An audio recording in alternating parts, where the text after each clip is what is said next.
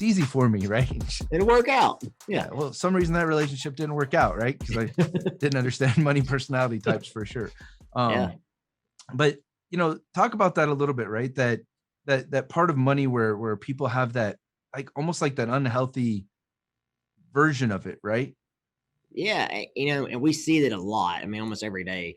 And I tell people I really should go back to school and get like a counseling degree, because when we bring couples into the office, I tell them, like, we do financial planning, but when we're in a meeting with a couple, it's almost always just straight counseling, right? Because we're dealing with all these different money dynamics, and a lot of people put money on this pedestal of, hey, as long, if I just made $2 more an hour, right? Or if I'd married rich, or and rich is relative, right? But we kind of put on this pedestal, if we can achieve that, right? If we can achieve that, $20,000 in the savings account, or $1 million in the IRA, that we're gonna be happy, that everything's gonna be great and wonderful.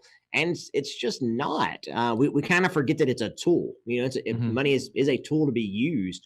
And it's just a very small part of life. And so that's a lot of what we talk about is getting people to realize, if you're not happy making the current amount that you are, right, and definitely you can strive for more and greater, but if you can't find yourself in how to be happy in your current circumstance, winning the lottery is not going to get there, right? It's gonna expose those even more. And so that is a very hard topic of really kind of give people that mindset, because growing up, it's all about, I'm gonna be a millionaire. I'm gonna be a millionaire. I'm gonna be a millionaire. It's gonna solve everything.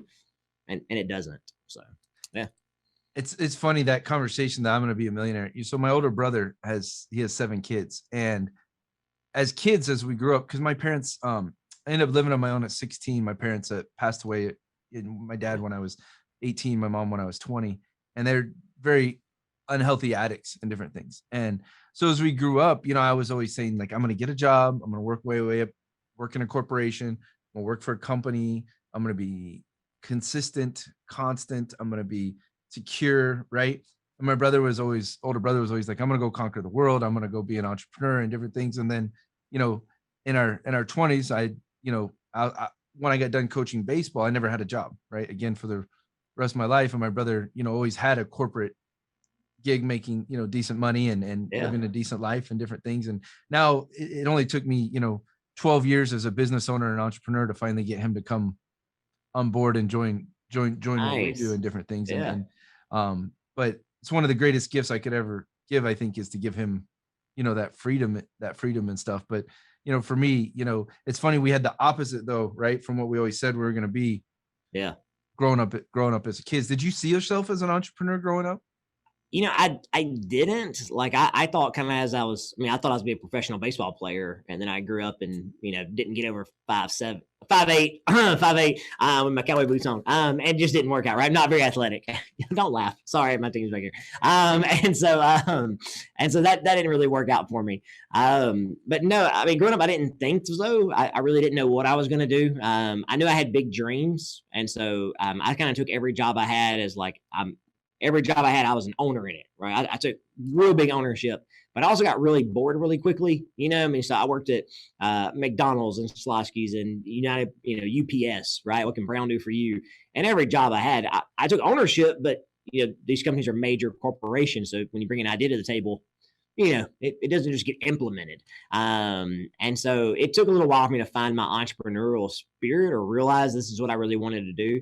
But once I did, I looked back and realized, okay, well, yeah, I was that kid in 4th grade selling, the pencils, right? And going to Sam's and buying, candy and reselling it out of my locker, right? So like looking back, I can see a lot of the tendencies, but I really didn't know growing up really what I wanted to do. I didn't really get really interested in money until I bought that car and realized I'm an idiot. Like, I don't know what I'm doing. I don't know what any of this stuff is. And that really kind of got me on the path as far as investments and money management wasn't really until I was almost 20 years old. So yeah.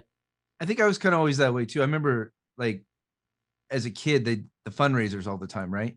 And I remember, and always careful when you say different things with the way the world is with cancel culture, right? So yes. The little girls who would get their parents and they would sell every single time and win every single contest. I just got to a point in time where I just wanted to smash sales from in elementary schools. I remember going door to door and selling, right, for a fundraiser. And I remember my parents being so pissed as they went back to the school for the second full pickup truck load of fundraiser stuff so that I could win Golly. that contest, right? Yeah. And it's like my dad had told me it was 4 miles from our house I had gone.